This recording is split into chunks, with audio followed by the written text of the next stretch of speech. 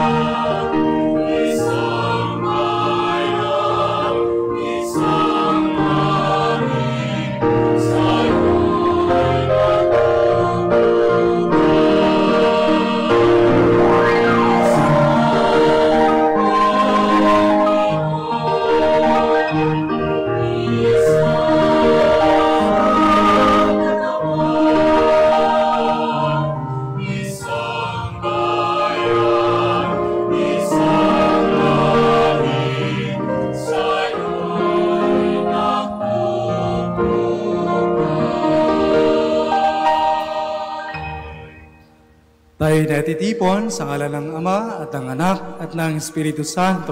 Amen. Sumainyo ang Panginoon. At sumaiyo rin. Mga minamahal, sa akin hong pagdating kani-kanina lang, ang atin hong mga magaganda at butihing mga MGC, binigyan ako ng bagong suot dahil ito ay basa ho, kalahati nito. Pero binulong ko na lang sa damit kong ito, walang iwanan. Dalawang oras mahigit sa gitna ng baha, traffic, ulan. So, walang iwanan. Dahil ang Diyos, ang puso ni Jesus, kailanman hindi ka iniwan. Hindi ako iniwan. Palapakan natin ang mahal na puso ni Jesus.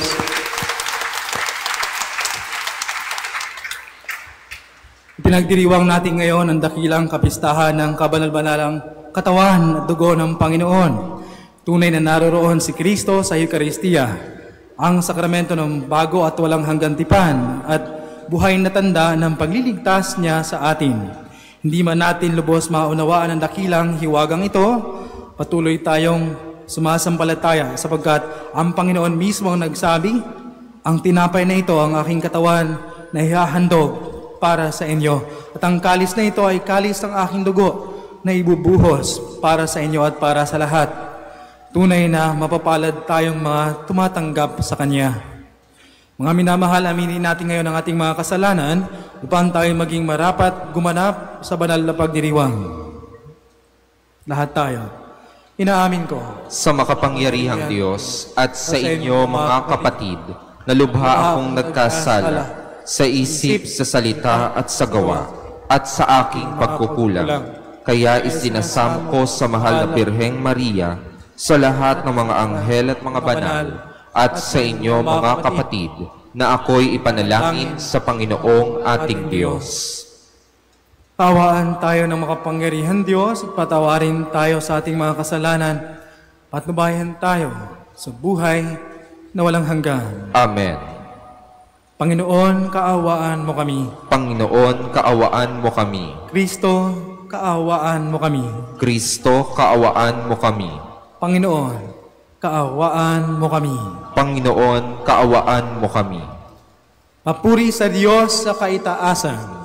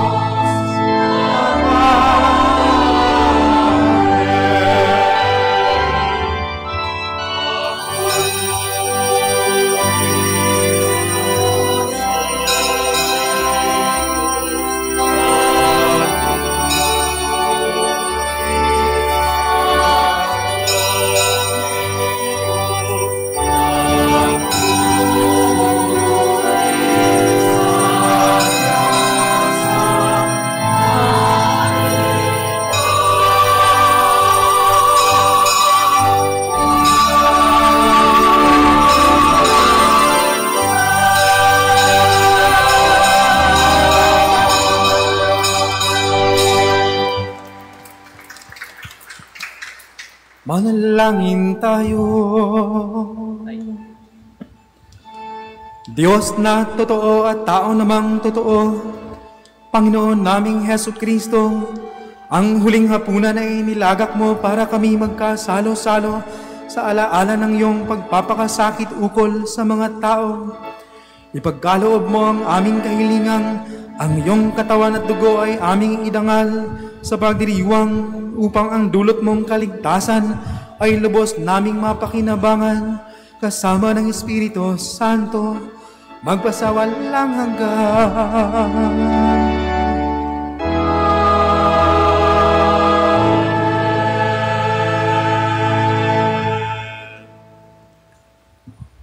Naghain si Melkisedek, hari at pari ng Salem, ng tinapay at alak habang pinagpapala niya si Abraham. Si Melkisedek ang propetikong larawan ng Panginoong Hesus, ang kataas-taasan at walang hanggang pari na nagkakaloob ng sarili bilang tinapay at alak sa Eucharistia. Pagbasa mula sa aklat ng Henesis. Noong mga araw na iyon, dinalhan ni Melkisedek, hari ng Salem at saserdote ng kataas-taasang Diyos, si Abraham ng tinapay at alak, at pinagpala ng ganito. Pagpalain ka nawa, Abraham, ng Diyos na kataas-taasan, na lumikha ng langit at lupa. Purihin ang kataas-taasang Diyos na nagbigay sa iyo ng tagumpay. At ibinigay ni Abraham kay Melkisedek ang ikapu ng lahat ng kanyang nasamsam. Ang salita ng Diyos. Salamat sa Diyos. Ika'y paring walang hanggan, katulad ni Melkisedek. Ika'y paring walang hanggan, katulad ni Melkisedek. Sinabi ng Poon sa hari ko't Panginoon, maupo ka sa kanan ko hanggang ang kaaway mo ay lubos na mapasuko pagkat iyong matatalo. Ika'y paring walang hanggan, katulad ni Melkisedek. Magmula sa dakong Siyon ay palalawakin niya ang lupaing iyong sakop at lahat ng kaaway mo'y sakupin at pagharian, gayon ang kanyang utos.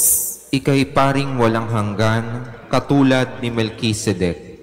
Sasamahan ka ng madla kung dumating ang panahong lusubin ka ng kaaway. Magmula sa mga bundok, lalabas at sasamahan ka ng mga kabataan. Ika'y paring walang hanggan, katulad ni Melkisedek. Panginooy may pangako na ito'y tiyak mangyayari. Ganito ang kanyang saysay. Katulad ni Melkisedek, gagawin kang saserdote na hindi na wawakasan. Ika'y paring walang hanggan, katulad ni Melkisedek. Ang Eucharistia ay saligang turo at pananampalataya ng simbahan na tinanggap ni San Pablo at itinuro naman niya sa mga taga-Korinto. Ang pagdiriwang ng sakramentong ito ay pagpapahayag ng kamatayan at muling pagkabuhay ng Panginoon hanggang sa kanyang pagbabalik. Pagbasa mula sa unang sulat ni Apostol San Pablo sa mga taga-Korinto.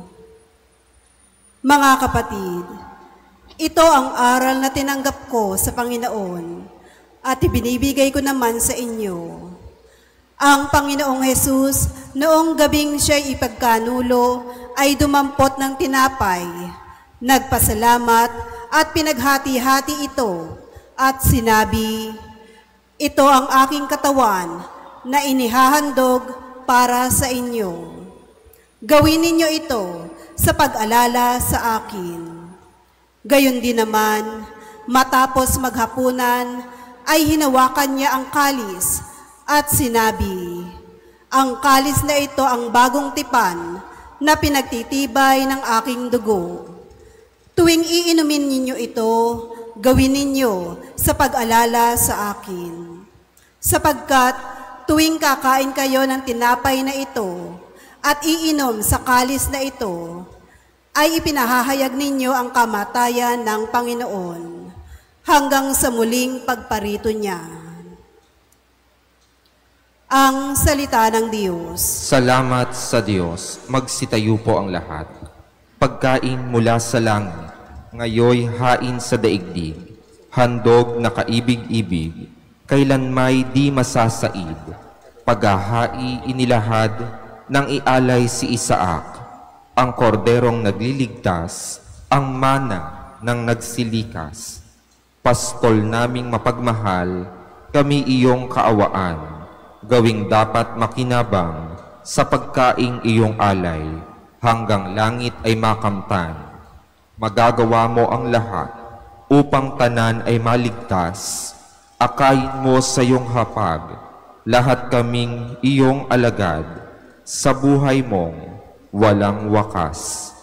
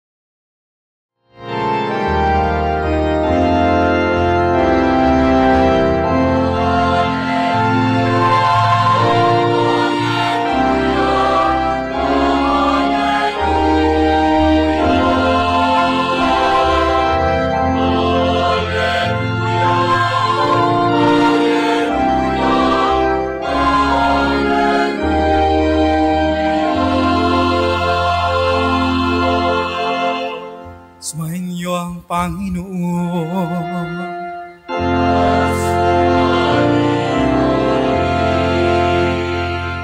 Ang mabuting balita ng Panginoon ayon kay San Lucas.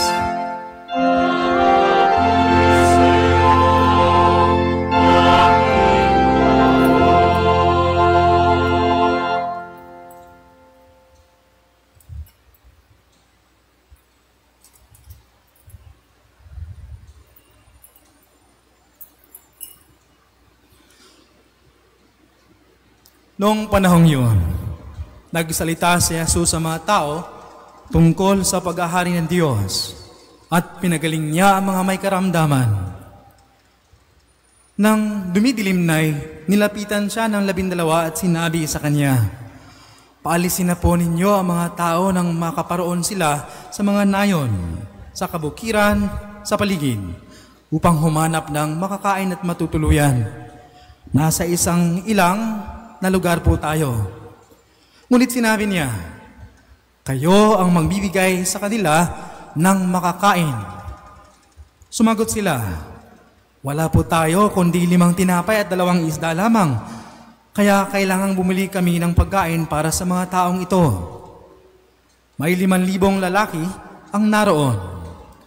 Ngunit sinabi ni Jesus sa kanyang mga alagad, "Paupuin ninyo sila ng pulupulutong na tig-50." Gayon nga ang ginawa nila. Pinaupo ang lahat. Kinuha ni Jesus ang 5 tinapay at 2 isda. Tumingala sa langit at nagpasalamat sa Diyos. Pinaghati-hati niya ang mga ito at ibinigay sa kanyang mga alagad upang ipamahagi sa mga tao. Nakakain ang lahat at nabusog. Tinipon ng mga alagad ang lumabis at nakapuno sila ng 12 bakol.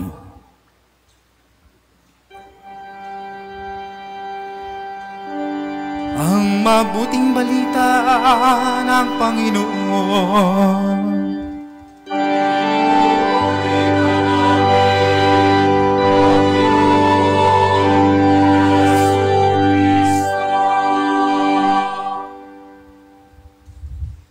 Sa katunayan, mga minamahal, I'm really surprised that you're still here. Talagang takang-tako ba't nandito kayo? But then, reflecting on it, we've been late for 1 hour. And then I realized, oo nga pala, mga deboto ng kabanal-banal ng puso ni Jesus, ang mga naririto, hindi nang iiwan. Alam niyo kung bakit? Binanggit ko na sa umpisa. Ang kabanal-banal ng puso ni Jesus, ang Diyos ay hindi nang iiwan. Kaya tayong mga deboto ng Panginoong hindi nang iiwan, hindi rin kayang mang-iwan. Palapakan natin ang Panginoon. Totoo po yun. Ito hong kalahati ng aking investment ay basa. Basa po ito tulad ng binanggit ko kanina.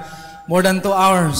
Sa gitna ng katakot-takot na traffic from Pasay to Makati at sa gitna ng baha at gitna ng ulan. Sa motor. And then, at some point, gusto ko nang bumalik. Gusto ko nang umuwi. But then I realized, what would Jesus do? What would Jesus do? He would never leave His flock. Hindi niya iiwan. And you know, that's a very important message of the feast of the Corpus et Sanguinis Christi. The kapistahan, dakilang kapistahan ng kabanal-banalang katawan at dugo ni Jesus. Isa napakahalagang mensahe ang Diyos nang hindi nang iiwan. Alam niyo po, yung itatanggapin ninyong mamaya na maliit na ostya, napatunayan in the many thousands, even Eucharistic miracles all over the world, that it's coming from the heart of a human person. Sa napakaraming mga milagro patungkol sa Eucharistia sa buong mundo. And then, science would come in and then they would inspect and they would find out always, I'm referring to authentic Eucharistic miracles, that this piece is from the left side of the heart of a human person who suffered so much. Ganun din. For example, itong milagro sa Lanciano, Italy, 1,200 years ago, mahigit. It happened in the 8th century. In the 1970s, in-examine ng mga scientists. That's exactly what they found out. Hanggang ngayon, after 1,200 years, buhay na buhay yung bahaging ito ng puso ng tao. What I'm trying to say is that ang katawan at dugo ni Jesucristo ang ibinibigay niya sa atin sa banal na Eucharistia ay ang kanyang puso.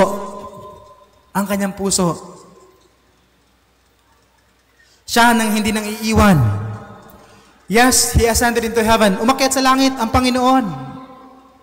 We are talking about the historical Christ. Pero hindi niya tayo iniwan na mga ulila. Kasakasama natin siya sa banal na misa.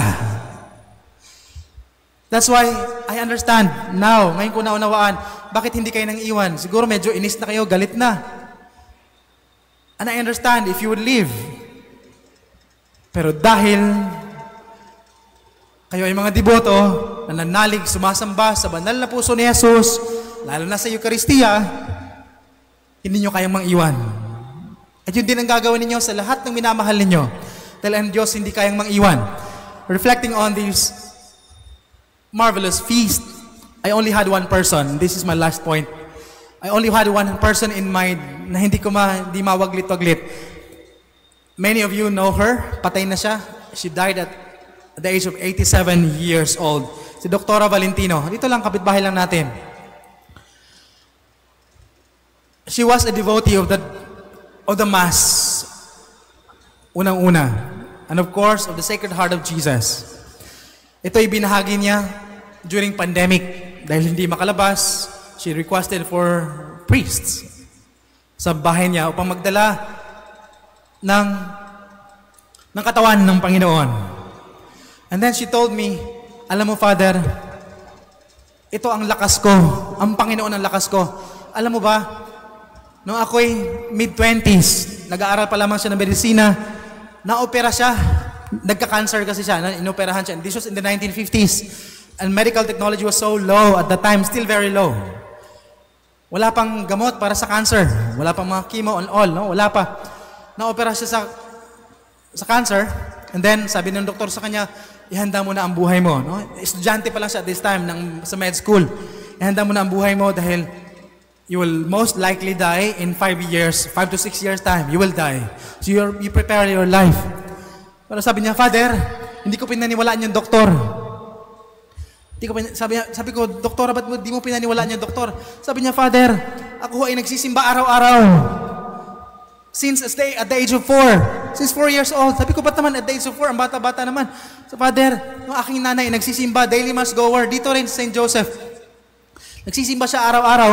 Pagkatapos, ako yung akay-akay niya, tagadala ng soft drinks o anything, any sweet. Kasi diabetic yung nanay ko, Father. Ako yung tagadala ng something na matamis. Dahil pag nag-hypoglycemia, bumababa yung sugar, nanghihina, no? Nanghihina na. So, ako yung tagabigay ng soft drinks o kayang anuman. So, Father, yun naging training ko. Since the age of 4, hanggang sa nag-elementary, nag-high school, nag-college, hanggang sa nag-med school. Daily mass goer ako, Father. Paano paniniwala yung sinabi ng doktor na ako'y mamamatay in 5 years' time? Di ba, sabi ng Panginoon, in the Gospel of St. John chapter 6, whoever receives my body and my blood will have eternal life. Sabi ng Panginoon, Father, unang-una, sa Biblia, at sabi ninyo mga pare, ang turo ninyo, na ang tinatanggap namin sa banal na misa ay ang mismong katawan at dugo ni Hesus Kristo na nagsabi na sino mang tumatanggap sa Kanya ay may buhay na walang hanggan. Yun ang pinanghawakan ko, Father. Sabi niya, kinausap ko ang Panginoon, Father, Panginoon, ikaw ang pinakadakilang doktor sa lahat sa buong mundo. Ang iyong katawan at dugo na tinatanggap ko araw-araw ang siyang magpapagaling sa akin. Father, heto ako, tingnan mo naman, 86 siya at the time nung I was administering to her during pandemic time. Nagdadala ako ng komunyon sa bahay niya dahil walang ibang pwede magdala. Father, tingnan mo naman ako, 86 years old na ako. Kailan sinabi ng doktor? Mid-20s ako. Dapat patay na ako at the age of 30. Father, I have lived more than 50 years in my life and I've served the church. Naglilingkod ako, namimigay ng mga libreng gamot, nanggagamot ng libre, at lahat-lahat, hindi ko iniwan. Yung parokya, iniwan siya ng mga anak niya at kung sino-sino pa ng mga buhay, mga asawa niya, hindi niya iniwan ang simbahan. No? Father, I've served the church, I've lived more than 50 years of my life, eto ko't buhay na buhay pa. Palapakan natin ng katawan, ng kabanal-banal ng katawan at dugo ni Jesus. You and I receive the most sacred heart of Jesus in the form of His body and blood, soul and divinity in the Mass. And we have no words good enough to thank Him. Maraming salamat po sa pananatili ninyo at pagtanggap ninyo mamaya ng katawan at dugo ni Jesus, na mismong puso ni Jesus. Pagdasal natin, panalangin natin na sana ang mga puso natin, minsan pusong bato, ay maging tulad ng puso ni Jesus araw-araw. Amen. Palapakan ulit natin ang mahal na puso ni Jesus. Magsitayo ang lahat. Ipahayag natin ang ating pananampalataya. Sumasampalataya ako sa Diyos samang makapangyarihan sa lahat, na may gawa ng langit at lupa. Sumasampalataya ako kay Hesukristo, iisang anak ng Diyos, Panginoon nating lahat.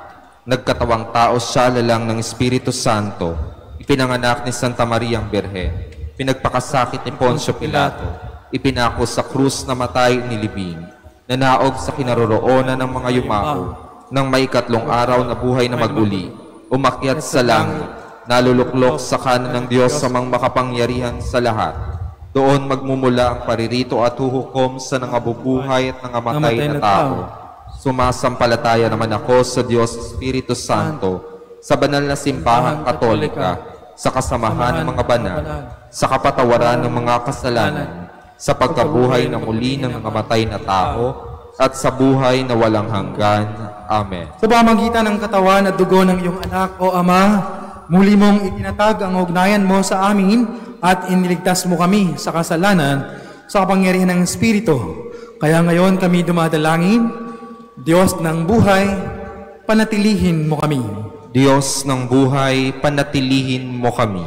Mapagmahal na Ama, patatagin mo ang loob ni Papa Leon, mga obispo, mga pari, mga diakono, at kaming mga laiko, upang sa pamamagitan ng iyong Espiritu, Kami naway maging tinapay na nagbibigay buhay sa mundong gutom sa iyong salita. Manalangin tayo. Diyos ng buhay, panatilihin mo kami. Mapagmahal na Ama, liwanagan mo ang isip ng aming mga pinuno sa pamahalaan upang sila'y makapaglingkod ng may malasakit at kakayahan tungo sa kaunlaran ng aming bayan. Manalangin tayo. Diyos ng buhay, panatilihin mo kami. Mapagmahal na Ama, pahintulutan mong makasalo ang aming mga mahal na yumao sa iyong makalangit na piging. Manalangin tayo. Diyos ng buhay, panatilihin mo kami. Sa ilang sandali ng katahimikan, itaas natin sa Diyos ang ating mga personal nating kahilingan at ang mga kahilingan ng mga taong umaasa sa ating panalangin.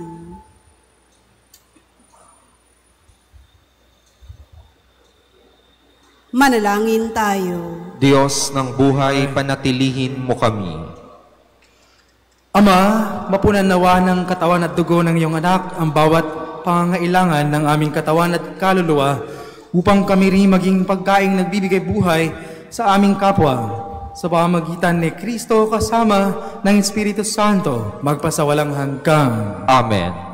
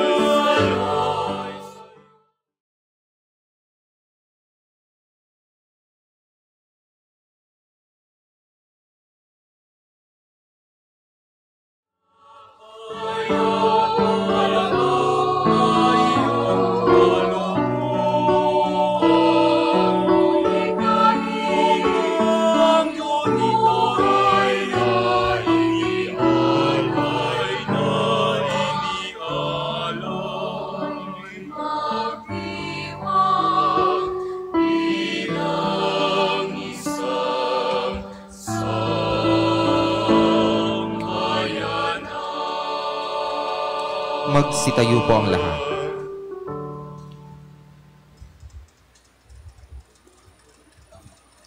Manalangin kayo mga kapatid upang paghahain natin ay kalugdan ng Diyos amang makapangyarihan. Tanggapin nawa ng Panginoon itong paghahain sa iyong mga kamay, sa kapurihan niya at karangalan, sa ating kapakinabangan, at sa buong sambayanan niyang banal. Ama naming lumikha, bigyan mo ngayon ang iyong sambayanan ng mga kaloob na pagkakaisa at kapayapaan na ipinahihiwatig ng mga alay namin sa paghahain ipinagdiriwang sa pamagitan ni Jesucristo kasama ng Espiritu Santo, magpasawalang hanggan.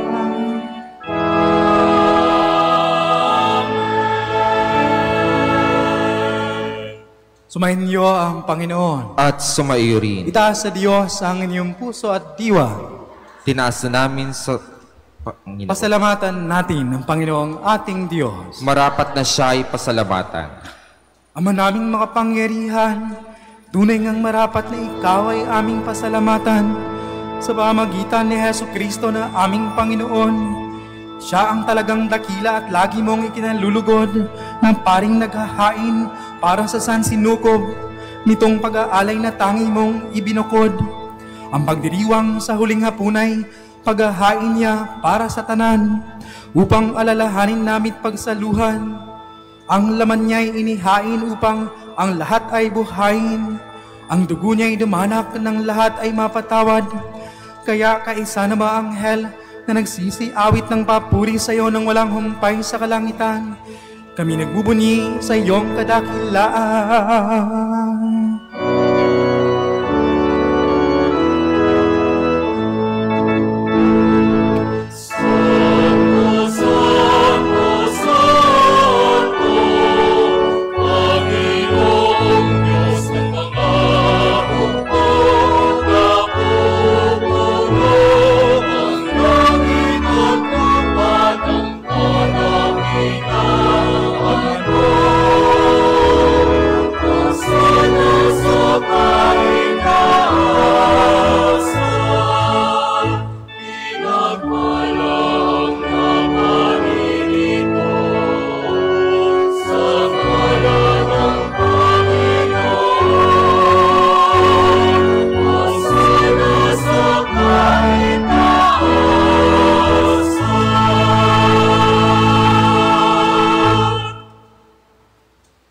Ama naming banal, ikaw ang bukal ng tanang kabanalan, kaya't sa pamagitan ng iyong Espiritu, gawin mong banal ang mga kaloob na ito, upang para sa amin ay maging katawan at dugo ng aming Panginoong Jesucristo.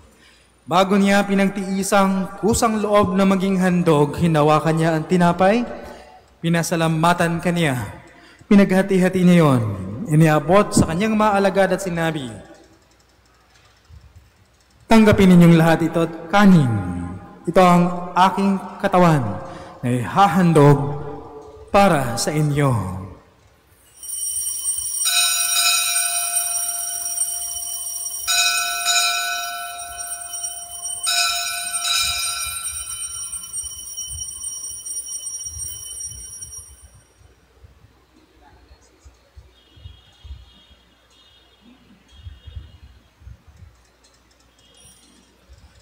Gayun din naman ang matapos ang hapunan, hinawakan niya ang kalis, muli kanyang pinasalamatan, inabot niya ang kalis sa kanyang mga alagad at sinabi, "Tanggapin ninyong lahat ito at inumin.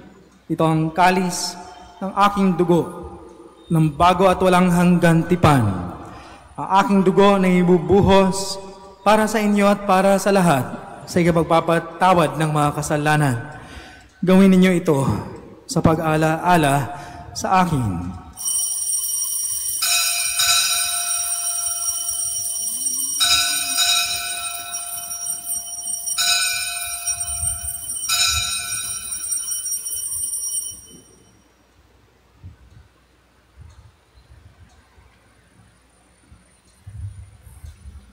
Pagbunihin natin ang misteryo ng pananampalataya.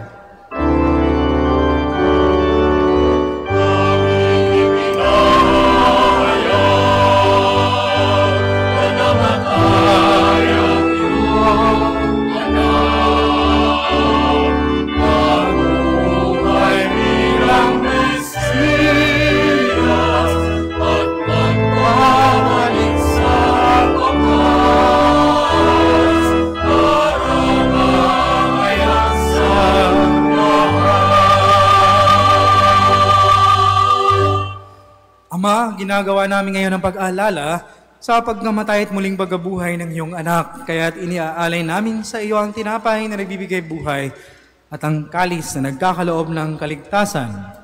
Kami nagpapasalamat dahil kami iyong minarapat na tumayo sa harap mo para maglingkod sa iyo.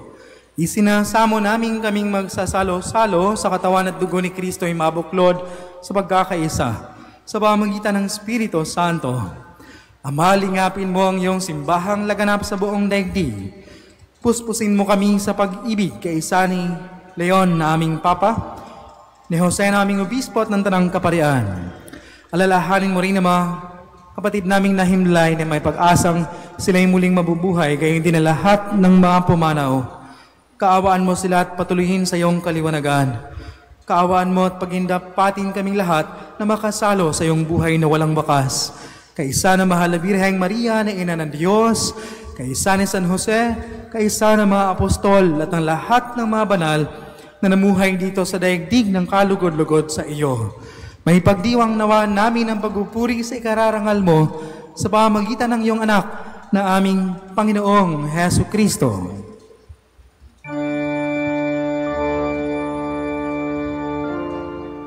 Sa pamamagitan ni Kristo, kasama niya sa Kanya.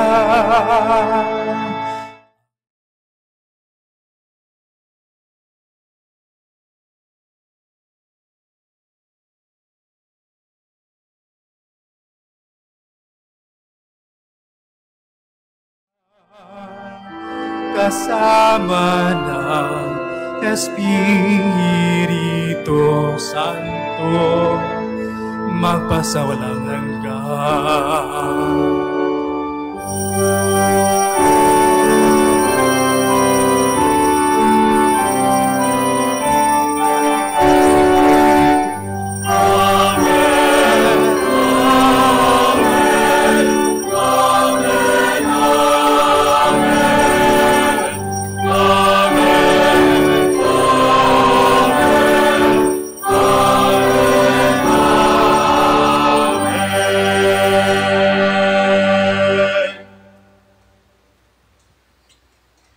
Sa tagubilin ng mga nakagagaling na utos at turo ni Jesus na Panginoon natin at Diyos, pahayag natin ng lakas loob.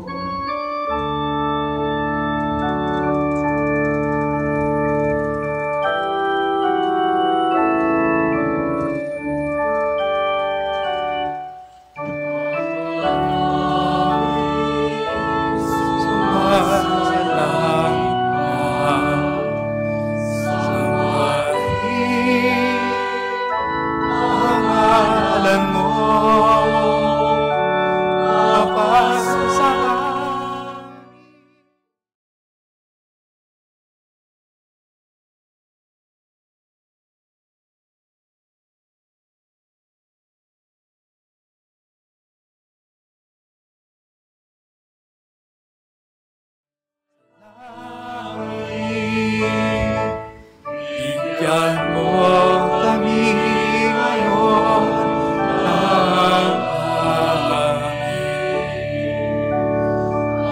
pagkain sa araw-araw at patawarin mo kami sa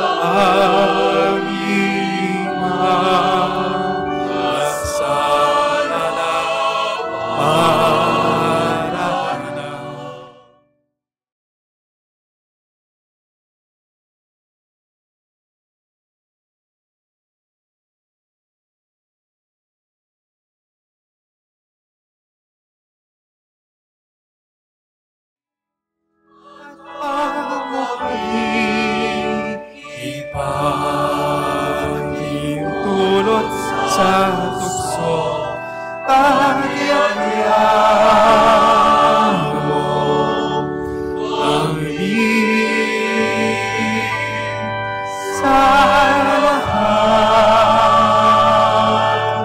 ng mga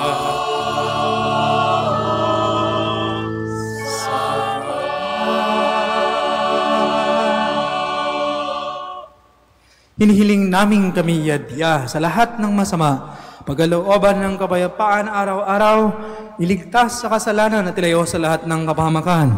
Samantalang aming pinananabikan ang dakilang araw ng pagpapahayag ng tagapagligtas naming si Hesu Kristo.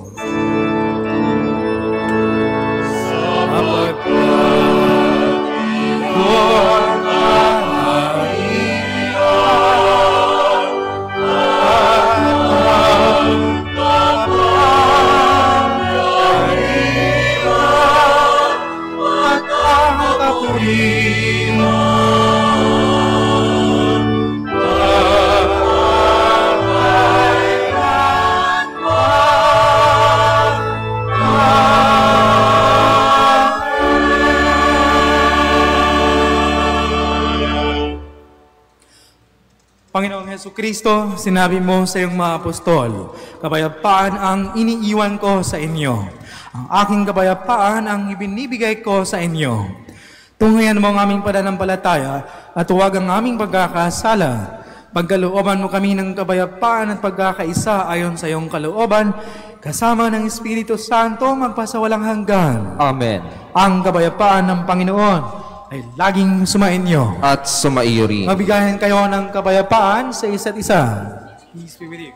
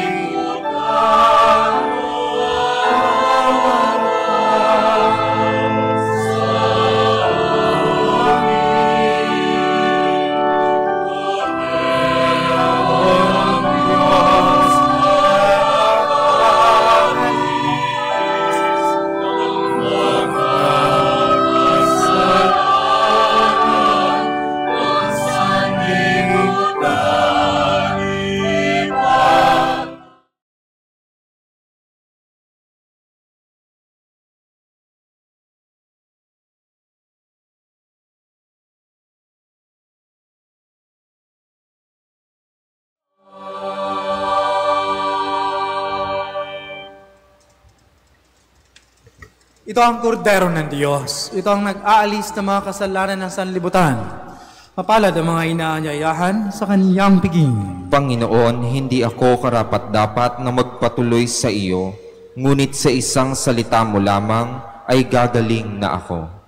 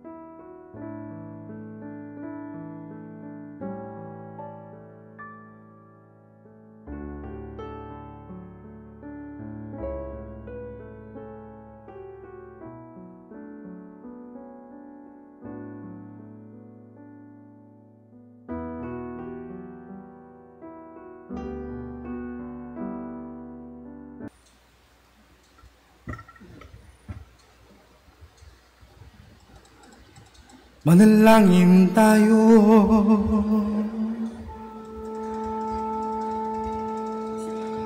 Panginoong Hesu Kristo, hinihiling namin kami gawin mong makasalo ng lubusan sa bunga ng banal na pakikinabang sa iyong buhay na idinudulot sa piging ng paghahain ng iyong katawat dugong banal, kasama ng Espiritu Santo, magpasawalang hanggan.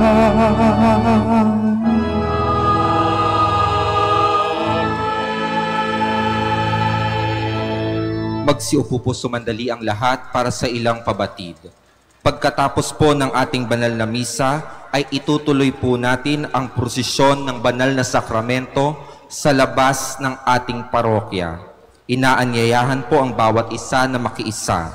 Pagkabalik sa simbahan ay isusunod po natin ang panalangin sa gabi.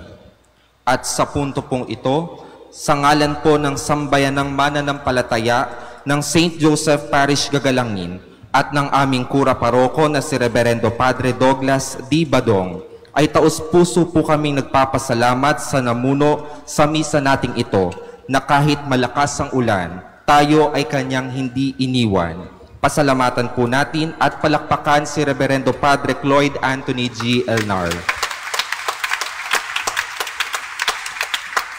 Kayo nawa ay patuloy na gabayan ng kamahal-mahalang puso ni Jesus at kalinis-linisang puso ni Maria. At bukas po ang mag-aalay sa misa para sa ikalimang araw ng ating misa nobenaryo ay ang Estrella Family. Ang paring tagapagmuno para sa misa bukas ay si Reverendo Padre June Abogado III, Parish Priest ng Our Lady of Fatima. Magsitayo na po ang lahat.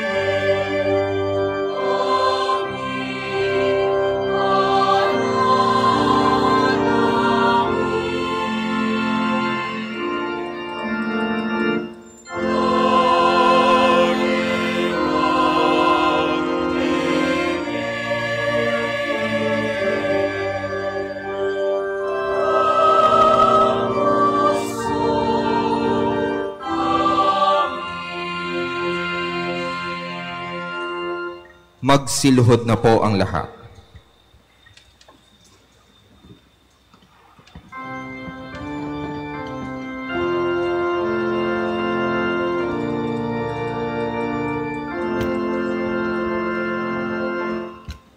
Oh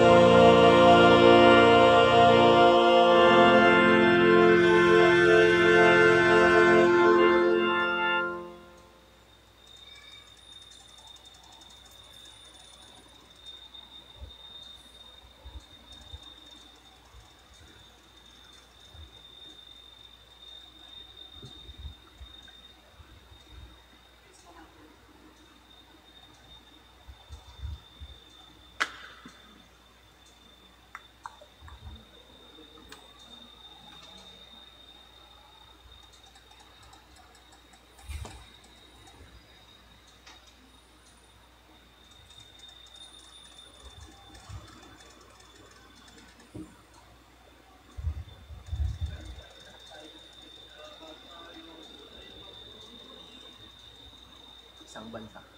Isang bansa yung tapos pagkabalik, saka magpapanjit.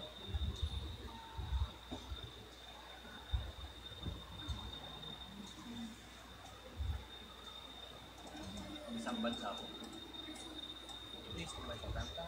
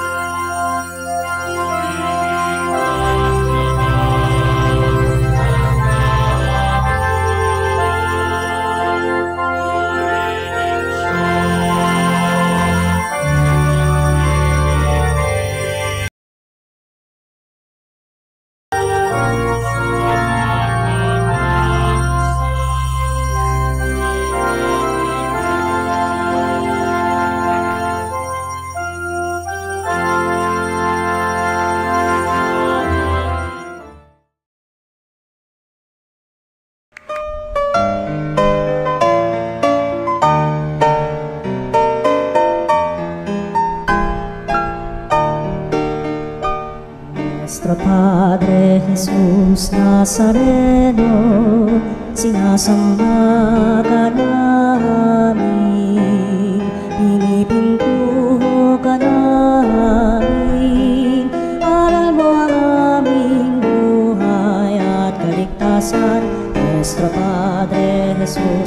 Nazareno, iligtas mo kami sa kamatayan.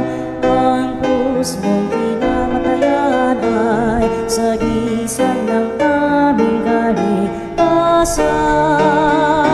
Nuestro Padre Jesus Nazareno, dinarangal ka namin.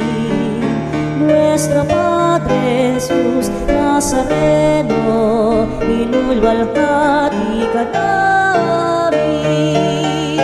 Nuestro Padre Jesus Nazareno, inarangal ka namin.